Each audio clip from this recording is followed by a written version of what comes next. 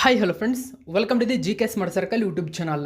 ಈಗ ನಾವು ಜುಲೈ 17, 2024ನೇ ಸಾಲಿನ ಪ್ರಮುಖ ಪ್ರಚಲಿತ ಘಟನೆಗಳನ್ನು ಕುರಿತು ಚರ್ಚೆ ಮಾಡೋಣ. ನಿಮಗೆಲ್ಲ ಗೊತ್ತಿರಲಿ, ಪ್ರತಿದಿನ ನಾನು ಕನ್ನಡದ ಪ್ರಜಾವಾಣಿ ಸೇರಿದಂತೆ ಕನ್ನಡದ ಇತರ ಎಲ್ಲ ನ್ಯೂಸ್ ಪೇಪರ್ಗಳು, ಇಂಗ್ಲೀಷ್ನ ದಿ ಹಿಂದೂ ಮತ್ತು ಇಂಗ್ಲೀಷ್ನ ಇತರ ಎಲ್ಲ ನ್ಯೂಸ್ ಪೇಪರ್ಗಳ ಜೊತೆಗೆ ಕೇಂದ್ರ ಸರ್ಕಾರ ಪ್ರತಿದಿನ ಅಪ್ಡೇಟ್ ಮಾಡ್ತಕ್ಕಂಥ PIB ನ್ಯೂಸ್ ಪೇಪರ್ಗಳ ಪ್ರಮುಖ ಪ್ರಚಲಿತ ಘಟನೆಗಳನ್ನು ನಿಮ್ಮ ಮುಂದೆ ತರ್ತಾ ಇರ್ತೀನಿ. ಹಾಗಾದರೆ ಇವತ್ತಿನ ಕ್ವಶ್ಚನ್ ನಂಬರ್ 1 ಏನಿದೆ ಅಂತ ನೋಡೋಣ ಬನ್ನಿ. ಇತ್ತೀಚೆಗೆ ಕೆಳಗಿನ ಯಾವ ರಾಜ್ಯವು ಪ್ಲಾಟ್ಫಾರ್ಮ್ ಆಧಾರಿತ ಗಿಗ್ ವರ್ಕರ್ಸ್ ಮಸೂದೆ 2024 ಅಂದರೆ ಸಾಮಾಜಿಕ ಭದ್ರತೆ ಮತ್ತು ಕಲ್ಯಾಣ ಮಸೂದೆ ಯಾರಿಗಾಗಿ? ಗಿಗ್ ವರ್ಕರ್ಸ್ಗಾಗಿ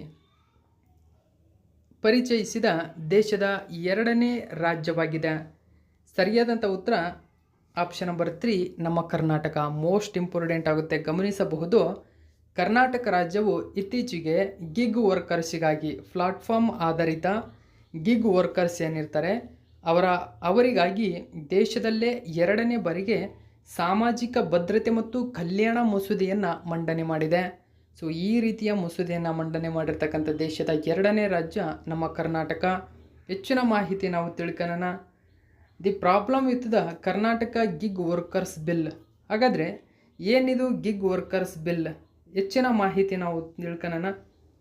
ಕರ್ನಾಟಕ ಪ್ಲಾಟ್ಫಾರ್ಮ್ ಆಧಾರಿತ ಗಿಗ್ ವರ್ಕರ್ಸ್ ಮಸೂದೆ 2024 ಕರಡನ್ನು ಕರ್ನಾಟಕ ಸರ್ಕಾರವು ಇದೀಗ ಮಂಡಿಸಿತು. ರಾಜ್ಯದಲ್ಲಿ ಪ್ಲಾಟ್ಫಾರ್ಮ್ ಆಧಾರಿತ ಗಿಗ್ ಕಾರ್ಮಿಕರ ಸಾಮಾಜಿಕ ಭದ್ರತೆ ಮತ್ತು ಕಲ್ಯಾಣವನ್ನು ನಿಯಂತ್ರಿಸುವ ಗುರಿಯನ್ನು ಈ ಮಸೂದೆ ಹೊಂದಿದೆ. ನೋಡಿ, ಈ ಮಸೂದೆಯ ಉದ್ದೇಶವೇನು? ಈ ಒಂದು ಗಿಗ್ ಕಾರ್ಮಿಕರ ಸಾಮಾಜಿಕ ಭದ್ರತೆ ಮತ್ತು ಅವರ ಕಲ್ಯಾಣವನ್ನು ನಿಯಂತ್ರಿಸುವ ಜವಾಬ್ದಾರಿಯನ್ನು ಹೊಂದಿದೆ. ಇಂತಹ ಕ್ರಮವನ್ನು ಆರಂಭಿಸಿದ ಭಾರತದ 2ನೇ ರಾಜ್ಯ ನಮ್ಮ ಕರ್ನಾಟಕ. ಇದೇ ರೀತಿಯ ಮಸೂದೆಯನ್ನು ಅಂಗೀಕರಿಸಿದ ಮೊದಲ ರಾಜ್ಯ ರಾಜಸ್ಥಾನದ ನಂತರ ಕರಡನ್ನು ಪರಿಚಯಿಸಿದೆ. ಸೊ ಈ ರೀತಿಯ ಕರಡನ್ನು ಪರಿಚಯಿಸಿದ ಮೊಟ್ಟ ಮೊದಲ ರಾಜ್ಯ ರಾಜಸ್ಥಾನ, 2ನೇದು ನಮ್ಮ ಕರ್ನಾಟಕ. ಕೇಂದ್ರ ಸರ್ಕಾರ 2020ರಲ್ಲಿ ಸಾಮಾಜಿಕ ಭದ್ರತೆಯ ಸಂಹಿತೆಯನ್ನು ಪರಿಚಯಿಸಿತು. ಸ್ವಾತಂತ್ರ್ಯೋದ್ಯೋಗಿಗಳು ಮತ್ತು ಅಲ್ಪಾವಧಿಯ ಕೆಲಸಗಾರರನ್ನು ಗುರುತಿಸುತ್ತದೆ. ಇದು ಸಾಮಾನ್ಯ ಉದ್ಯೋಗಿಗಳಿಗೆ ಸಮಾನವಾದ ಪ್ರಯೋಜನಗಳನ್ನು ಒದಗಿಸುವಂತೆ ಉದ್ಯೋಗದಾತರನ್ನು ಕಡ್ಡಾಯಗೊಳಿಸಿದೆ. ನೆಕ್ಸ್ಟ್ 2ನೇ ಕ್ವಶನ್ ನೋಡೋಣ. ಇತ್ತೀಚೆಗೆ ಸುದ್ದಿಯಲ್ಲಿರುವ ಸಕ್ರಿಯ ಜ್ವಾಲಾಮುಖಿ ಸ್ಟ್ರಾಂಬೋಲಿ ಸ್ಫೋಟಗೊಂಡಿದೆ. ಹಾಗಾದರೆ ಇದು ಯಾವ ಸಮುದ್ರದಲ್ಲಿ ಕಂಡುಬರುತ್ತದೆ? ಗಮನಿಸಿ. ಸ್ಟ್ರಾಂಬೋಲಿ ನೋಡಿ, ಇದೊಂದು ಸಕ್ರಿಯ ಜ್ವಾಲಾಮುಖಿಯಾಗಿದೆ, ಗಮನಿಸಬಹುದು. ಸಕ್ರಿಯ ಆಕ್ಟಿವ್ ವೋಲ್ಕನೋ ಆಗಿದೆ. ಎಲ್ಲಿ ಕಂಡುಬರುತ್ತದೆ? ಹಾಗಾದರೆ ಆಪ್ಷನ್ ನಂಬರ್ 3 ಟೈರ್ಹೇನಿಯನ್ ಸಮುದ್ರ ಅಂದರೆ ಇಟಾಲಿ ದೇಶದ ಟೈರ್ಹೇನಿಯನ್ ಸಮುದ್ರದಲ್ಲಿ ಕಂಡುಬರುತ್ತದೆ. ಸ್ಟ್ರಾಂಬೋಲಿ ಎಂಬುದು ಇತ್ತೀಚೆಗೆ ಸ್ಫೋಟಗೊಂಡಿದೆ. ನೋಡಿ, Sicily closes airport as Etna and Stromboli volcanoes erupt. ಎರಡೂ ಕೂಡ ಇಲ್ಲಿ ಹೆರಾಪ್ಟ್ ಆಗಿರತಕ್ಕಂಥದ್ದನ್ನು ಗಮನಿಸಬಹುದು. ಹೆಚ್ಚಿನ ಮಾಹಿತಿಯನ್ನು ನೋಡೋಣ. ಇಟಲಿಯ ಎಟ್ನಾ ಮತ್ತು ಸ್ಟ್ರಾಂಬೋಲಿ ಜ್ವಾಲಾಮುಖಿ ಸ್ಫೋಟಗೊಂಡಿದೆ. ಸ್ಟ್ರಾಂಬೋಲಿ ಭೂಮಿಯ ಮೇಲಿನ ಅತ್ಯಂತ ಸಕ್ರಿಯ ಜ್ವಾಲಾಮುಖಿಗಳಲ್ಲಿ ಒಂದಾಗಿದೆ ಮತ್ತು 1932ರಿಂದ ನಿರಂತರವಾಗಿ ಸ್ಫೋಟಿಸ್ತಾ ಇದೆ. ಇದರ ತಳವು ಟೈರ್ಹೇನಿಯನ್ ಸಮುದ್ರದ ಮೇಲ್ಮೈಯಿಂದ 1000 ಮೀಟರ್ಗಿಂತಲೂ ಹೆಚ್ಚು ಎತ್ತರದಿಂದ ಪ್ರಾರಂಭವಾಗುತ್ತದೆ. ಸಮುದ್ರ ಮಟ್ಟದಿಂದ 924 ಮೀಟರ್ ಎತ್ತರಕ್ಕೆ ಇದು ಚಿಮ್ಮುತ್ತದೆ ಎಂಬುದನ್ನು ಗಮನಿಸಬೇಕು. ಅಷ್ಟೊಂದು ಭೀಕರತೆಯಿಂದ ಕೂಡಿದೆ ಇದು. ಸ್ಟ್ರಾಂಬೋಲಿಯು ಸಿಸಿಲಿಯ ಉತ್ತರ ಕರಾವಳಿಯಲ್ಲಿರುವ ಟೈರ್ಹೇನಿಯನ್ ಸಮುದ್ರದಲ್ಲಿರುವ ಒಂದು ದ್ವೀಪವಾಗಿದ್ದು ಇಟಲಿಯ 4 ಸಕ್ರಿಯ ಜ್ವಾಲಾಮುಖಿಗಳಲ್ಲಿ ಒಂದಾದ ಮೌಂಟ್ ಸ್ಟ್ರಾಂಬೋಲಿಯನ್ನು ಕೂಡ ಹೊಂದಿದೆ. ನೋಡಿ, 4 ಪ್ರಮುಖ ಸಕ್ರಿಯ ಜ್ವಾಲಾಮುಖಿಗಳಲ್ಲಿ ಸ್ಟ್ರಾಂಬೋಲಿ ಕೂಡ ಒಂದು. ಈ ಸ್ಟ್ರಾಂಬೋಲಿ ಸಿಸಿಲಿಯ ಎಲ್ಲಿ ಕಂಡುಬರುತ್ತದೆ? ಟೈರ್ಹೇನಿಯನ್ ಸಮುದ್ರದಲ್ಲಿ ಕಂಡುಬರುತ್ತದೆ ಎಂಬುದು ಗಮನಿಸಬೇಕು. ಮೌಂಟ್ ಎಟ್ನಾ ಇಟಲಿಯ ಸಿಸಿಲಿಯ ಪೂರ್ವ ಕರಾವಳಿಯಲ್ಲಿ ಕ್ಯಾಟನಿಯಾದ ಮೆಟ್ರೋಪಾಲಿಟನ್ ಸಿಟಿಯಲ್ಲಿ ಸಕ್ರಿಯ ಸ್ಟ್ರಾಟೋ ವೋಲ್ಕನೋ ಆಗಿದೆ ಎಂಬುದು ಕೂಡ ಗಮನಿಸಬೇಕು. ಇದೊಂದು ಸ್ಟ್ರಾಟೋ ವೋಲ್ಕನೋ ಆಗಿದೆ. ಓಕೆ, ನೆಕ್ಸ್ಟ್ ನಾವು 3ನೇ ಕ್ವಶನ್ ನೋಡೋಣ. ಇತ್ತೀಚೆಗೆ ಕೆಳಗಿನ ಯಾವ ದೇಶವು ಕೊಲಂಬಿಯಾವನ್ನು ಸೋಲಿಸಿ 2024ನೇ ಸಾಲಿನ ಪ್ರತಿಷ್ಠಿತ ಕೋಪಾ ಅಮೆರಿಕಾ ಫುಟ್ಬಾಲ್ ಚಾಂಪಿಯನ್ ಆಗಿ ಹೊರಬಂದಿದೆ? ನೋಡಿ, ಕೋಪಾ ಅಮೆರಿಕಾ ಎಂಬುದು ಫುಟ್ಬಾಲ್ಗೆ ಸಂಬಂಧಪಟ್ಟಂತಹ ಅತಿ ಪ್ರಾಚೀನ ಮತ್ತು ಅತ್ಯಂತ ಪ್ರಮುಖ ಕ್ರೀಡಾಕೂಟವಾಗಿದೆ. ಕೋಪಾ ಅಮೆರಿಕಾ ಸರಿಯಾಗಿರತಕ್ಕಂಥ ಉತ್ತರ ಆಪ್ಷನ್ ನಂಬರ್ 3 ಗಮನಿಸಬಹುದು. ಅರ್ಜೆಂಟೀನಾ ದೇಶ ಗೆದ್ದುಕೊಂಡಿದೆ. ಹೆಚ್ಚಿನ ಮಾಹಿತಿ ನೀವಿಲ್ಲಿ ಗಮನಿಸಬಹುದು. Argentina wins record 16th Copa America title. So ಅಲ್ಲಿ ಕೊಲಂಬಿಯಾವನ್ನು ಬೀಟ್ ಮಾಡಿದೆ. ಹೆಚ್ಚಿನ ಮಾಹಿತಿ ಇದರ ಬಗ್ಗೆ ನಾವು ತಿಳ್ಕೊಳ್ಳೋಣ. ಸೊ ಏನಿದೆ ನ್ಯೂಸ್ ಪೇಪರಲ್ಲಿ ಅಂತ. ಜುಲೈ 2024ರಂದು ಯುನೈಟೆಡ್ ಸ್ಟೇಟ್ಸ್ ಆಫ್ ಅಮೆರಿಕದ ಮಿಯಾಮಿಯ ಹಾರ್ಡ್ ರಾಕ್ ಸ್ಟೇಡಿಯಂನಲ್ಲಿ ಆಡಿದ 48ನೇ ಕೋಪಾ ಅಮೆರಿಕಾ ಫೈನಲ್ನಲ್ಲಿ ಕೊಲಂಬಿಯಾವನ್ನು ಸೋಲಿಸಿ ಅರ್ಜೆಂಟೀನಾ ಕೋಪಾ ಅಮೆರಿಕಾ ಫುಟ್ಬಾಲ್ ಪ್ರಶಸ್ತಿಯನ್ನು ಗೆದ್ದುಕೊಂಡಿದೆ. ಕೋಪಾ ಅಮೆರಿಕಾದಲ್ಲಿ ಅತ್ಯಂತ ಯಶಸ್ವಿ ತಂಡ ಯಾವುದು ಹಾಗಾದರೆ? ಅರ್ಜೆಂಟೀನಾ ಕೋಪಾ ಅಮೆರಿಕಾ ಟೂರ್ನಿಯ ಇತಿಹಾಸದಲ್ಲಿ ಅತ್ಯಂತ ಯಶಸ್ವಿ ತಂಡವಾಗಿದ್ದು 16ನೇ ಬಾರಿ ಚಾಂಪಿಯನ್ ಆಗಿದೆ. ಉರುಗ್ವೆ 15 ಪ್ರಶಸ್ತಿಗಳನ್ನು ಗೆದ್ದು 2ನೇ ಅತ್ಯಂತ ಯಶಸ್ವಿ ತಂಡವಾಗಿದೆ.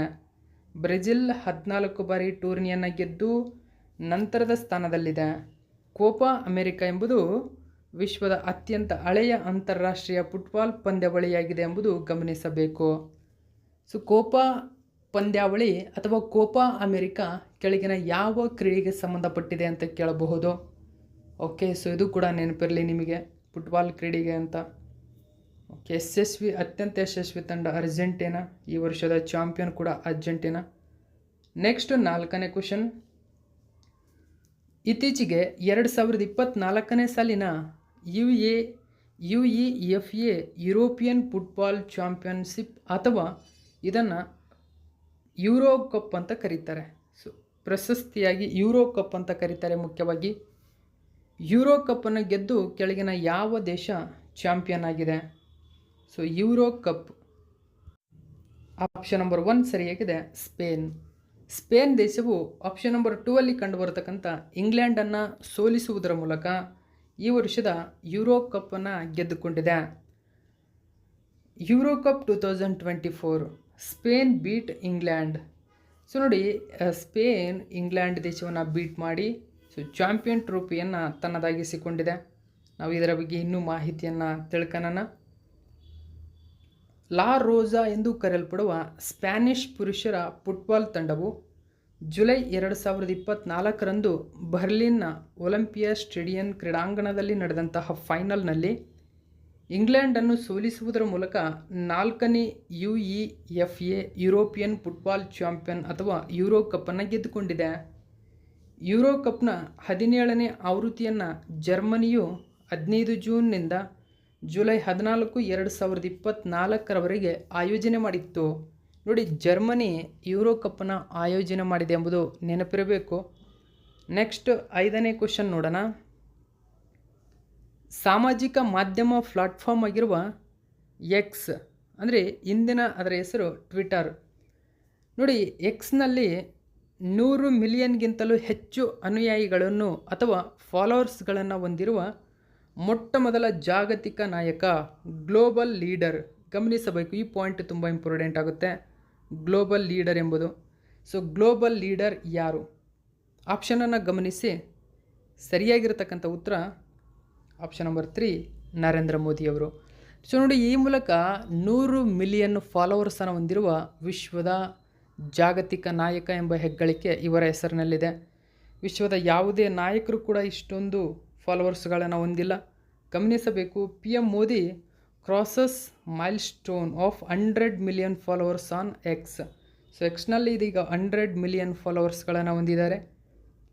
ಸೊ ಇಲ್ಲಿ ಗಮನಿಸಬಹುದು, is ahead of even celebrities like Taylor Swift ಆಗಿರ್ಬೋದು, ಅವರು 93.3 ಮಿಲಿಯನ್ ಇದ್ದಾರೆ. ಲೇಡಿ ಗಾಗಾ ಅಂತ ಕರಿತೀವಿ, 83.1 ಮಿಲಿಯನ್ ಇದ್ದಾರೆ. ಕಿಮ್ ಕರ್ದಾಶಿಯನ್ ಅಂತ ಕರಿತೀವಿ, 75.2 ಮಿಲಿಯನ್ ಇದ್ದಾರೆ. ಸೊ ದಿ ಅಫಿಷಿಯಲಿ ಹೇಳಿರ್ತಕ್ಕಂಥದ್ದು. ಗಮನಿಸಬಹುದು, ಸಾಮಾಜಿಕ ಮಾಧ್ಯಮದಲ್ಲಿ ಇವರು 1 ಮಿಲಿಯನ್ ಸಾಧನೆಯನ್ನು ಮಾಡಿದ್ದಾರೆ.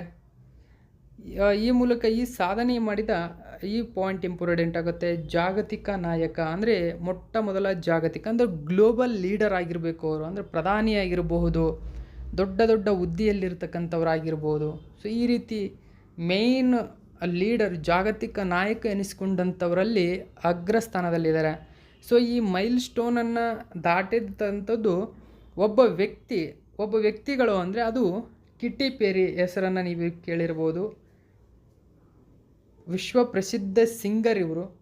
ಅಮೇರಿಕನ್ ಗಾಯಕಿ, ಗೀತ ರಚನೆಕಾರ ಮತ್ತು ದೂರದರ್ಶನದ ಮತ್ತು ಆ್ಯಂಕರ್ ಅನ್ನೋದಕ್ಕಿಂತ ಜಡ್ಜಸ್ ಆಗಿ ಒಂದು ಪ್ರೋಗ್ರಾಮ್ಗಳಲ್ಲಿ ಜಡ್ಜಸ್ ಆಗಿ ಕೂಡ ಕಾರ್ಯ ಮಾಡ್ತಿರ್ತಾರೆ. ಇವರ ಮೂಲ ಹೆಸರು ಕ್ಯಾಥರಿನ್ ಎಲಿಜಬೆತ್ ಹಡ್ಸನ್ ಅಂತ ಕರಿತೀವಿ. ಇವರನ್ನು ಕಿಟಿ ಪೇರಿ ಅಂತ ಕೂಡ ಕರೀತಾರೆ. ಹಲವಾರು ಸಾಂಗ್ಗಳನ್ನು ಆಡ್ತಾರೆ. ಸೊ ಬಿಲಿಯನ್ ಗಟ್ಟಲೆ ಇವರು ಸಾಂಗ್ಗಳು ಫೇಮಸ್ ಆಗಿರತಕ್ಕಂಥದ್ದು, ವ್ಯೂವ್ಸ್ ಆಗಿರತಕ್ಕಂಥದ್ದು ಕೂಡ ಇದೆ. ಸೊ ಇವರು ಎಕ್ಸ್ನಲ್ಲಿ ವಿಶ್ವದಲ್ಲೇ ಮೊಟ್ಟ ಮೊದಲ ಬಾರಿಗೆ 100 ಮಿಲಿಯನ್ ಅನ್ವಯಗಳನ್ನು ಹೊಂದಿದ್ದಂಥವ್ರು. ಇವರು ಮೊದಲ ಮಹಿಳೆ ಮತ್ತು ಮೊದಲ ವ್ಯಕ್ತಿ ಕೂಡ ಇವರು, ಕಿಟಿ ಪೇರಿ ಅಂತಕ್ಕಂಥವ್ರು. ಪ್ರಸಿದ್ಧ ಗಾಯಕಿ ಇವರು. ಸೊ ಇವರು ಈ ಸಾಧನೆಯನ್ನು ಮಾಡಿ, ಇವರು ಜಾಗತಿಕವಾಗಿ ಗ್ಲೋಬಲ್ ಲೀಡರ್ ಅಲ್ಲ, ಒಬ್ಬ ವ್ಯಕ್ತಿ. ಇವರು ಸಾಮಾನ್ಯ ಸಿಂಗರ್ ಆಗಿರ್ತಕ್ಕಂಥವ್ರು ಈ ಸಾಧನೆ ಮಾಡಿದ್ದಾರೆ. ಮತ್ತು ಗ್ಲೋಬಲ್ ಲೀಡರ್ ಅಂತ ಬಂದರೆ ಅದು ನರೇಂದ್ರ ಮೋದಿಯವರು ಈ ಸಾಧನೆಯನ್ನು ಮಾಡಿರ್ತಕ್ಕಂಥದ್ದನ್ನು ಗಮನಿಸಬೇಕು. ಯುನೈಟೆಡ್ ಸ್ಟೇಟ್ಸ್ ಆಫ್ ಅಮೆರಿಕದ ಮಾರ್ನಿಂಗ್ ಕನ್ಸಲ್ಟ್ ಪ್ರಕಾರ ನರೇಂದ್ರ ಮೋದಿಯವರು ವಿಶ್ವದ ಅತ್ಯಂತ ಜನಪ್ರಿಯ ನಾಯಕರು ಕೂಡ ಆಗಿದ್ದಾರೆ ಎಂಬುದು ಗಮನಿಸಿ. ಇನ್ನು ಟ್ವಿಟರ್ ಕಂಪನಿ, ಟ್ವಿಟರನ್ನು 2006ರಲ್ಲಿ Jack Dorsey, Evan Williams, Biz Stone ಮತ್ತು ನೋ ಗ್ಲಾಸ್ ಯುನೈಟೆಡ್ ಸ್ಟೇಟ್ಸ್ನ ಕ್ಯಾಲಿಫೋರ್ನಿಯಾದಲ್ಲಿ ಸ್ಥಾಪನೆ ಮಾಡ್ತಾರೆ. ಸಾಮಾಜಿಕ ತಾಣವನ್ನು ಅಮೆರಿಕದ ಬಿಲಿಯನೇರ್ ಎಲಾನ್ ಮಾಸ್ಕ್ ಅವರು 2002ರಲ್ಲಿ ಖರೀದಿಸುತ್ತಾರೆ. ಎಕ್ಸ್ನ ಪ್ರಧಾನ ಕಚೇರಿ ಕ್ಯಾಲಿಫೋರ್ನಿಯಾದ ಸ್ಯಾನ್ ಫ್ರಾನ್ಸಿಸ್ಕೋದಲ್ಲಿದೆ. ಸ್ಯಾನ್ ಫ್ರಾನ್ಸಿಸ್ಕೋ ಒಂದು ಅಂತಾರಾಷ್ಟ್ರೀಯ ವಿಮಾನ ನಿಲ್ದಾಣ, ವಿಶ್ವ ಮಟ್ಟದಲ್ಲಿದೆ. ಸೊ ಇದು ಕೂಡ ಇಂಪಾರ್ಟೆಂಟು. ಸ್ಯಾನ್ ಫ್ರಾನ್ಸಿಸ್ಕೋ ಆಗಿರ್ಬೋದು. ಸೊ ಅಲ್ಲಿ ಪ್ರಮುಖವಾಗಿರತಕ್ಕಂಥ ವಿಮಾನ ನಿಲ್ದಾಣ ಕಂಡುಬರುತ್ತದೆ. ಯುನೈಟೆಡ್ ಸ್ಟೇಟ್ಸ್ ಆಫ್ ಅಮೇರಿಕಾ ಕ್ಯಾಲಿಫೋರ್ನಿಯಾದಲ್ಲಿ ಕಂಡುಬರುತ್ತದೆ. ಅಂದರೆ ಅಮೇರಿಕಾದಲ್ಲಿ ಕ್ಯಾಲಿಫೋರ್ನಿಯಾ ಕಂಡುಬರುತ್ತದೆ, ಗಮನಿಸಬೇಕು. ಉತ್ತರ ಅಮೇರಿಕಾದಲ್ಲಿದೆ. ನೆಕ್ಸ್ಟ್ 6ನೇ ಕ್ವಶನ್ ನೋಡಿ. ಕಾರ್ಲೋಸ್ ಅಲ್ಕರಾಜ್ ಅವರು 2024ರ ವಿಂಬಲ್ಡನ್ ಪುರುಷರ ಸಿಂಗಲ್ಸ್ ಪ್ರಶಸ್ತಿಯನ್ನು ಫೈನಲ್ನಲ್ಲಿ ಕೆಳಗಿನ ಯಾರನ್ನು ಸೋಲಿಸಿ ಚಾಂಪಿಯನ್ ಆಗಿ ಹೊರಹೊಮ್ಮಿದ್ದಾರೆ? ನೋಡಿ, ವಿಶ್ವ ಪ್ರಸಿದ್ಧ ಆಟಗಾರ ಆಗಿರತಕ್ಕಂಥ ನೊವಾಕ್ ಜೊಕೋವಿಕ್ ಅವರನ್ನು ಸೋಲಿಸುವುದರ ಮೂಲಕ ವಿಂಬಲ್ಡನ್ ಫೈನಲ್ನಲ್ಲಿ ಚಾಂಪಿಯನ್ ಆಗಿರತಕ್ಕಂಥವ್ರು ಅಲ್ಕರಾಜ್. ಸೊ ಹಾಗಾದರೆ ನಾವು ಡೀಟೇಲ್ಸನ್ನು ನೋಡೋಣ. ಮಹಿಳಾ ವಿಭಾಗದಲ್ಲಿ ಮತ್ತು ಪುರುಷರ ವಿಭಾಗದಲ್ಲಿ ಆಗಿರ್ಬೋದು, ಡಬಲ್ಸ್ ವಿಭಾಗದಲ್ಲಿ ಆಗಿರ್ಬೋದು, ಮಹಿಳಾ ಡಬಲ್ಸು, ಇವೆಲ್ಲ ಸಂಪೂರ್ಣ ಮಾಹಿತಿಯನ್ನು ಕುರಿತು ನಾನು ಈಗ ಚರ್ಚೆ ಮಾಡ್ತೀನಿ. ವಿಂಬಲ್ಡನ್ ಫೈನಲ್ಸ್ ಅನಾಲಿಸಿಸ್ ಮಾಡೋಣ. ಅಲ್ಕರಾಜ್ ಇಲ್ಲಿ ಜೊಕೋವಿಕ್ ಅವರನ್ನು ಬೀಟ್ ಮಾಡಿದ್ದಾರೆ. ಸೊ ಹೆಚ್ಚಿನ ಮಾಹಿತಿ ನಾವು ತಿಳ್ಕೋಣ ನ್ಯೂಸ್ ಪೇಪರಲ್ಲಿ ಏನಿದೆ ಅಂತ. 2024ರ ವಿಂಬಲ್ಡನ್ ಟೆನ್ನಿಸ್ ಚಾಂಪಿಯನ್ಶಿಪ್ನಲ್ಲಿ ಕ್ರಮವಾಗಿ ಪುರುಷರ ಮತ್ತು ಮಹಿಳೆಯರ ಸಿಂಗಲ್ ಪ್ರಶಸ್ತಿಯನ್ನು ಸ್ಪೇನ್ ದೇಶದ ಕಾರ್ಲೋಸ್ ಅಲ್ಕರಾಜ್ ಮತ್ತು ಚೆಕ್ ಗಣರಾಜ್ಯದ ಬಾರ್ಬೊರಾ ಕ್ರೆಜಿಕೋವಾ ಗೆದ್ದುಕೊಂಡಿದ್ದಾರೆ. ನೋಡಿ, ಪುರುಷರ ವಿಭಾಗದಲ್ಲಿ ಸ್ಪೇನ್ ದೇಶದ ಕಾರ್ಲೋಸ್ ಅಲ್ಕರಾಜ್ ಚಾಂಪಿಯನ್ ಆಗಿದ್ದರೆ, ಮಹಿಳೆಯರ ವಿಭಾಗದಲ್ಲಿ ಚೆಕ್ ಗಣರಾಜ್ಯದ ಬಾರ್ಬೊರಾ ಕ್ರೆಜಿಕೋವಾ ಅಂತ ಕರಿತೀವಿ, ಕ್ರೆಜಿಕೋವಾ ಇಲ್ಲಿ ಚಾಂಪಿಯನ್ ಆಗಿದ್ದಾರೆ. ಇದು ಕಾರ್ಲೋಸ್ ಅಲ್ಕರಾಜ್ಗೆ ಸತತ 2ನೇ ವಿಂಬಲ್ಡನ್ ಸಿಂಗಲ್ಸ್ ಪ್ರಶಸ್ತಿಯಾಗಿದೆ. ಬಾರ್ಬೊರಾ ಕ್ರೆಜಿಕೋವಾಗೆ ಮೊದಲ ವಿಂಬಲ್ಡನ್ ಪ್ರಶಸ್ತಿಯಾಗಿದೆ. ಗಮನಿಸಬೇಕು, ಇದು ಕಾರ್ಲೋಸ್ ಅಲ್ಕರಾಜ್ಗೆ 2ನೇ ಪ್ರಶಸ್ತಿ, ಬಾರ್ಬೊರಾಗೆ ಇದು ಮೊದಲ ಸಿಂಗಲ್ಸ್ ಆಗಿದೆ. ವಿಂಬಲ್ಡನ್ ಚಾಂಪಿಯನ್ಶಿಪ್ ಎಂದು ಪ್ರಸಿದ್ಧವಾದ ಆಲ್ ಇಂಗ್ಲೆಂಡ್ ಚಾಂಪಿಯನ್ಶಿಪ್ನ 137ನೇ ಆವೃತ್ತಿಯು ಇಂಗ್ಲೆಂಡಿನ ವಿಂಬಲ್ಡನ್ನಲ್ಲಿ ಜುಲೈ 1ರಿಂದ ಜುಲೈ 16ರವರೆಗೆ ನಡೆಯಿತು.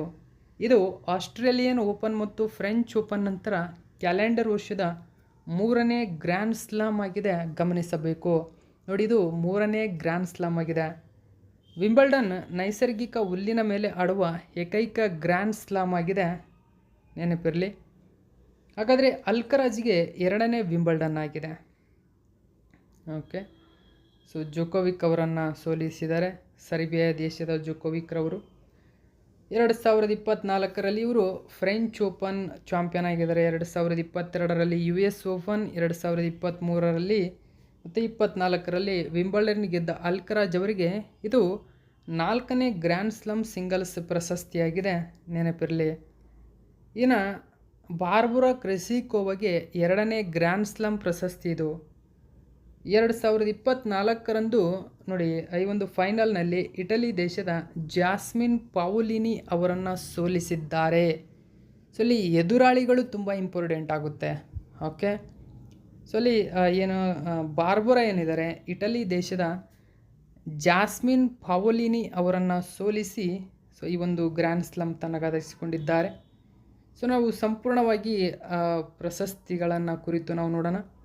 ಗಮನಿಸಿ, ಇಲ್ಲಿ ಈವೆಂಟ್ ಆಗಿದೆ, ವಿಜೇತರು ಅಥವಾ ಅವರ ರಾಷ್ಟ್ರೀಯ ಮತ್ತು ಅವರ ರಾಷ್ಟ್ರೀಯತೆಯನ್ನು ಕೂಡ ಕೊಟ್ಟಿದ್ದೀನಿ, ರನ್ನರ್ ಅಪ್ ಯಾರು ಮತ್ತು ಅವರ ರಾಷ್ಟ್ರ ಅಥವಾ ದೇಶ ಯಾವುದು, ಟ್ರೋಫಿಯ ಹೆಸರೇನು, ಇವೆಲ್ಲ ಮಾಹಿತಿ ಕೊಟ್ಟಿದ್ದೀನಿ. ಒಂದನೇದಾಗಿ ಗಮನಿಸಿ, ಪುರುಷರ ಸಿಂಗಲ್ಸ್ನಲ್ಲಿ ಸ್ಪೇನ್ ದೇಶದ ಕಾರ್ಲೋಸ್ ಅಲ್ಕರಾಜ್ ಸರ್ಬಿಯಾ ದೇಶದ ನೊವಾಕ್ ಜೋಕೋವಿಕ್ ರವರನ್ನು ಸೋಲಿಸಿ ಜೆಂಟಲ್ಮೆನ್ ಸಿಂಗಲ್ ಟ್ರೋಫಿ ಪಡೆದಿದ್ದಾರೆ.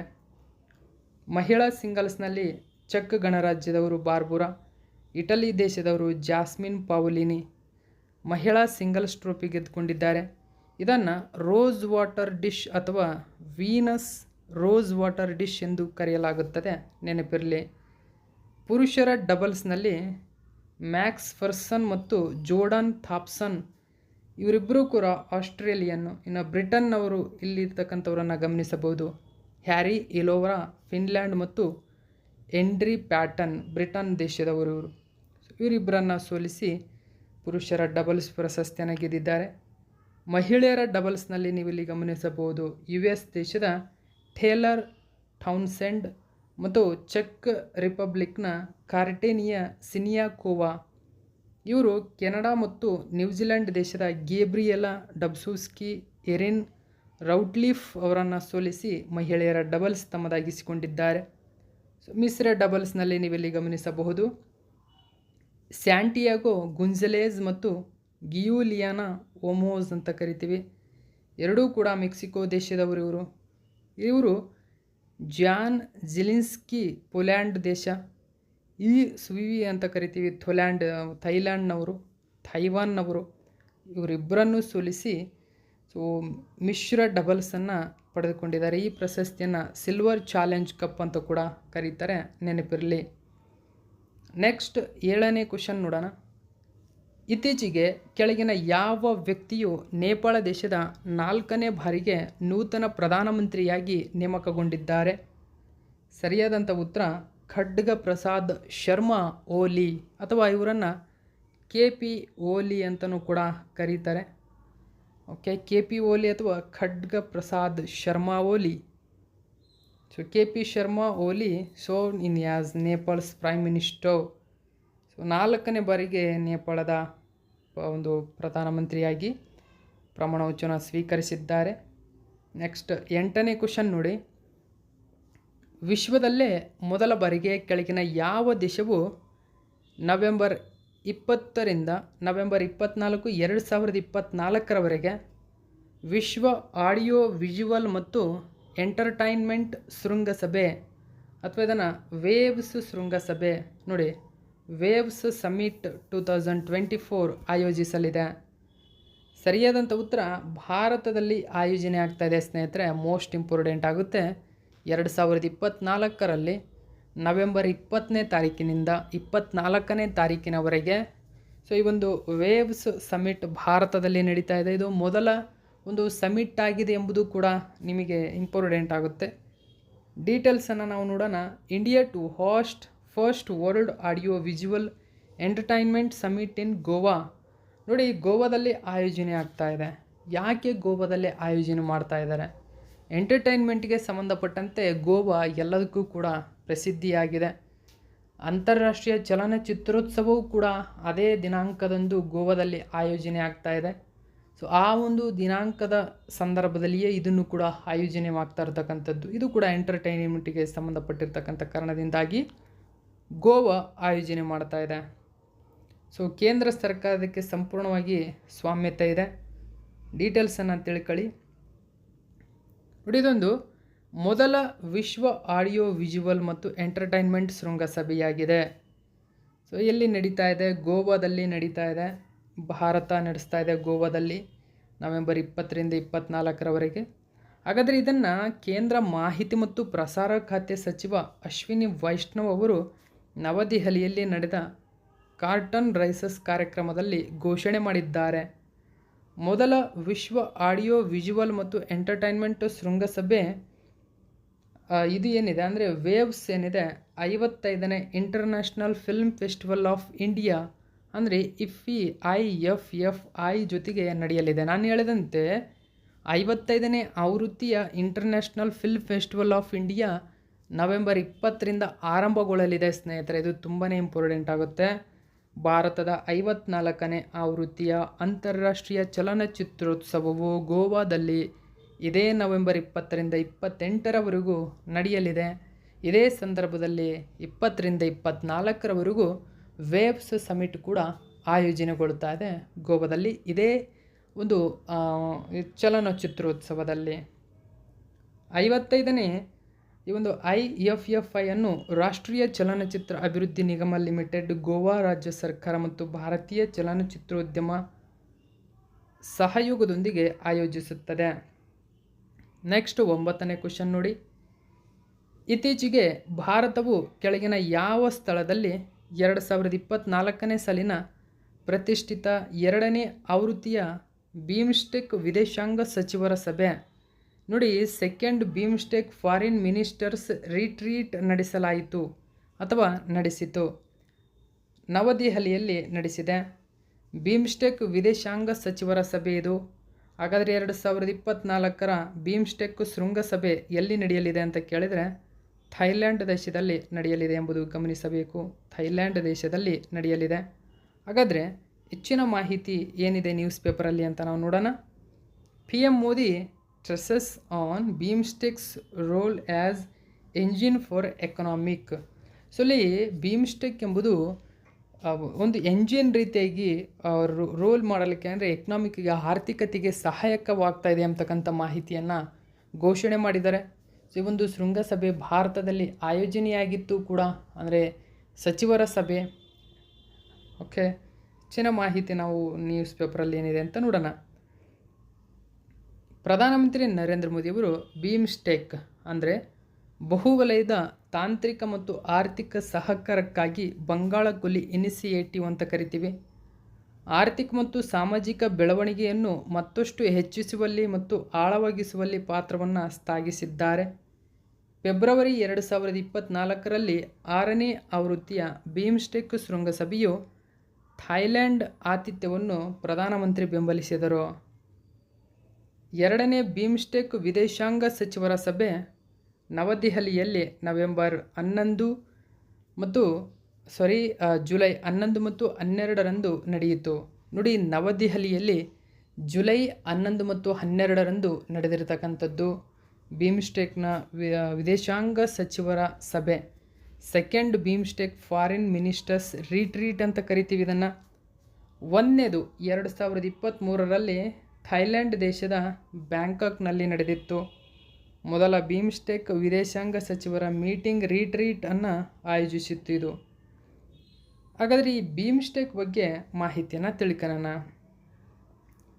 ಬಿಮ್ಸ್ಟೆಕ್ಕನ್ನು 1997ರಲ್ಲಿ ಬಿಸ್ಟ್ EC ಎಂದು ಸ್ಥಾಪಿಸಲಾಯಿತು. ಅಂದರೆ ಬಾಂಗ್ಲಾದೇಶ, ಭಾರತ, ಶ್ರೀಲಂಕಾ, ಥೈಲ್ಯಾಂಡ್ ಆರ್ಥಿಕ ಸಹಕಾರ ಎಂದು ಸ್ಥಾಪನೆ ಮಾಡಲಾಗಿತ್ತು ಮೊದಲು.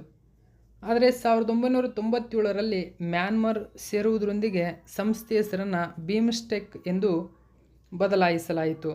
ಪ್ರಸ್ತುತ 7 ಸದಸ್ಯರನ್ನು ಹೊಂದಿದೆ. ಭಾರತ, ಭೂತಾನ್, ನೇಪಾಳ, ಬಾಂಗ್ಲಾದೇಶ, ಶ್ರೀಲಂಕಾ, ಥೈಲ್ಯಾಂಡ್ ಮತ್ತು ಮ್ಯಾನ್ಮಾರ್. ಪ್ರಸ್ತುತ ಕಾರ್ಯದರ್ಶಿಗಳು ಅಂದರೆ ಕಾರ್ಯದರ್ಶಿ ಎಲ್ಲಿದೆ ಅಂತ ಕೇಳಿದರೆ ಬಾಂಗ್ಲಾದೇಶದ ಢಾಕಾದಲ್ಲಿದೆ. ಪ್ರಧಾನ ಕಾರ್ಯದರ್ಶಿ ಇಂದ್ರಮಣಿ ಪಾಂಡೆ ಇವರಿದ್ದಾರೆ.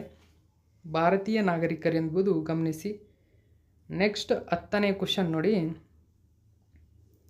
ಇತ್ತೀಚೆಗೆ ಕೇಂದ್ರ ಸರ್ಕಾರವು ಕೆಳಗಿನ ಯಾವ ದಿನವನ್ನು ಇನ್ನು ಮುಂದೆ ಪ್ರತಿ ವರ್ಷ ಸಂವಿಧಾನ ಹತ್ಯಾ ದಿನ ಅಥವಾ ಸಂವಿಧಾನದ ಒಂದು ಕೊಲೆಯ ದಿನ ಅಥವಾ ಸಂವಿಧಾನ ಹತ್ಯಾ ದಿವಸ್ ಎಂದು ಆಚರಿಸಲು ಘೋಷಣೆ ಮಾಡಿದೆ? ಸರಿಯಾದಂಥ ಉತ್ತರ ಗಮನಿಸಿ, ಜೂನ್ 25. ಯಾಕೆ ಜೂನ್ 25 ಸಂವಿಧಾನದ ಹತ್ಯಾ ದಿನವನ್ನಾಗಿ ಆಚರಣೆ ಮಾಡಲಾಗುತ್ತದೆ ಅಂತ ಘೋಷಣೆ ಮಾಡಿದರೆ, ಜೂನ್ 25 1975 ಇಂದಿರಾ ಗಾಂಧಿಯವರು 21 ತಿಂಗಳ ಕಾಲ ಭಾರತದಲ್ಲಿ ತುರ್ತು ಪರಿಸ್ಥಿತಿಯನ್ನು ಯಾವುದೇ ಸೂಚನೆ ನೀಡದೆ ಘೋಷಣೆ ಮಾಡ್ತಾರೆ. ಅಂದರೆ ರಾಷ್ಟ್ರಪತಿಯವರ ಸಲಹೆಯನ್ನು ಪಡೆಯದೆ ಸಂಪುಟ ಸಭೆಯ ಸಲಹೆಯನ್ನು ಪಡೆಯದೆ ಕೂಡ ಇಲ್ಲಿ ಘೋಷಣೆ ಮಾಡ್ತಾರೆ. ಇದರಿಂದಾಗಿ ಸಂವಿಧಾನದ ಕಗ್ಗೊಲೆ ಅಥವಾ ಸಂವಿಧಾನದ ಕೊಲೆ ದಿನವನ್ನಾಗಿ ಆಚರಣೆ ಮಾಡಲು ಇದೀಗ ಘೋಷಣೆ ಮಾಡಿರ್ತಕ್ಕಂಥದ್ದು. ಸಂವಿಧಾನ ಹತ್ಯಾ ದಿವಸ್ ಅಂತ ಕರೀತಾರೆ.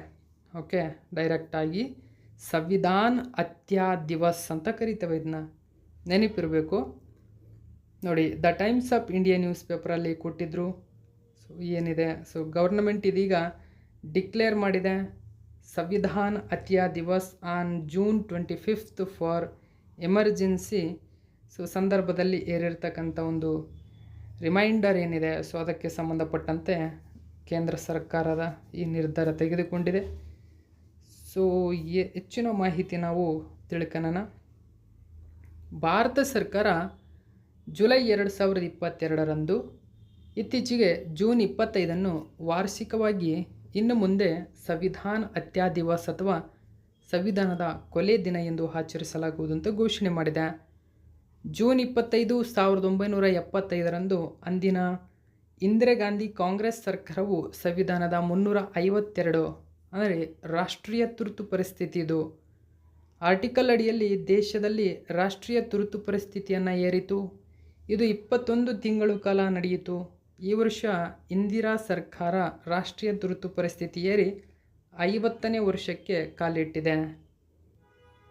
ರಾಷ್ಟ್ರೀಯ ತುರ್ತು ಪರಿಸ್ಥಿತಿ ಏರಿದ ಹಿನ್ನೆಲೆ ತುರ್ತು ಪರಿಸ್ಥಿತಿಯ ಘೋಷಣೆಯ ಮೂಲವನ್ನು ಜೂನ್ 12 1975 ಅಲಹಾಬಾದ್ ಉಚ್ಚ ನ್ಯಾಯಾಲಯದ ತೀರ್ಪಿನಲ್ಲಿ ಗುರುತಿಸಲಾಗಿದೆ. ಅಲಹಾಬಾದ್ ಉಚ್ಚ ನ್ಯಾಯಾಲಯವು ರಾಯ್ ಬರೇಲಿ ಲೋಕಸಭಾ ಕ್ಷೇತ್ರದಿಂದ ಇಂದಿರಾ ಗಾಂಧಿಯವರ ಚುನಾವಣೆಯನ್ನು ಅನೂರ್ಜಿತಗೊಳಿಸಿತು. 1975 ಜೂನ್ 25 ಆಂತರಿಕ ಅಡಚಣೆ ಮತ್ತು ತುರ್ತು ಪರಿಸ್ಥಿತಿಯನ್ನು ಏರಿದ ಕಾರಣ ಭಾರತದ ಭದ್ರತೆಗೆ ಬೆದರಿಕೆ ಎಂದು ಸರ್ಕಾರ ಇದನ್ನು ಉಲ್ಲೇಖಿಸುತ್ತದೆ. ಸಂವಿಧಾನದ 352ನೇ ವಿಧಿಯ ಅಡಿಯಲ್ಲಿ ರಾಷ್ಟ್ರದ ಅಥವಾ ದೇಶದ ಒಂದು ಭಾಗದ ಭದ್ರತೆಗೆ ಯುದ್ಧದ ಕಾರಣದಿಂದ ಬೆದರಿಕೆ ಇದ್ದರೆ ಕೇಂದ್ರ ಮಂತ್ರಿಮಂಡಲ ಏನಿದೆ ಅದರ ಸಲಹೆ ಮೇರೆಗೆ ಅಧ್ಯಕ್ಷರು ಇಡೀ ಅಥವಾ ಭಾರತದ ಒಂದು ಭಾಗದಲ್ಲಿ ತುರ್ತು ಪರಿಸ್ಥಿತಿಯನ್ನು ಏರಬಹುದು. ಅದು ಬಾಹ್ಯ ಆಕ್ರಮಣ ಅಥವಾ ಸಶಸ್ತ್ರ ದಂಗೆ ಆಗ್ಬೋದು. ಸೊ ಇಂದಿನ ಆಂತರಿಕ ಅಡಚಣೆ ಅಂತ ಹೆಸರಿತ್ತದು. 1978 42ನೇ ಸಂವಿಧಾನ ತಿದ್ದುಪಡಿ ತಂದು ಆಂತರಿಕ ದಂಗೆ ಅಥವಾ ಅಡಚಣೆ ಎಂಬ ಪದವನ್ನು ತೆಗೆದುಹಾಕಿ ಸಶಸ್ತ್ರ ಬಂಡಾಯದಿಂದ ಬದಲಾಯಿಸಲಾಯಿತು. ತುರ್ತು ಪರಿಸ್ಥಿತಿಯನ್ನು ಜೂನ್ 25 1975 ಫಕ್ರುದ್ದೀನ್ ಅಲಿ ಅಹಮದ್ ಘೋಷಿಸಿದರು. 21 ಮಾರ್ಚ್ 1977 ಹಿಂಪಡೆಯಲಾಯಿತು. 1977 ತುರ್ತು ಪರಿಸ್ಥಿತಿಯನ್ನು ಹಿಂತೆಗೆದುಕೊಳ್ಳಲಾಯಿತು. 77 ಚುನಾವಣೆಗಳು ನಡೆದವು. ಅಲ್ಲಿ ಇಂದಿರಾ ಗಾಂಧಿ ಸರ್ಕಾರವು ಅಧಿಕಾರವನ್ನು ಕಳೆದುಕೊಂಡಿತು. ಮೊರಾರ್ಜಿ ದೇಸಾಯಿ ನೇತೃತ್ವದ ಜನತಾ ಪಕ್ಷ ಅಧಿಕಾರಕ್ಕೆ ಬರುತ್ತದೆ. ಸೊ ಇದು ಇವತ್ತಿನ ಪ್ರಮುಖ ಪ್ರಚಲಿತ ಘಟನೆ.